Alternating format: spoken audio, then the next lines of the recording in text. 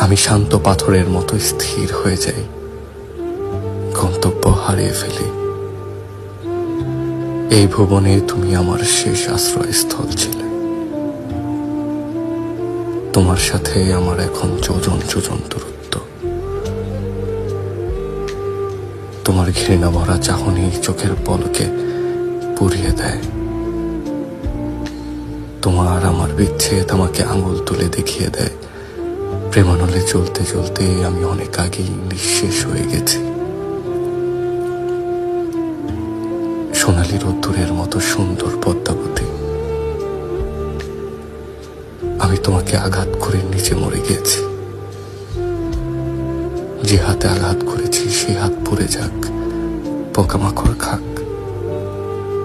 তোমাকে ব্যথা দিয়ে আমি ভালো নেই। ছুরির আঘাতও আমার মনের ব্যথার থেকে বেশি হতে পারছে না।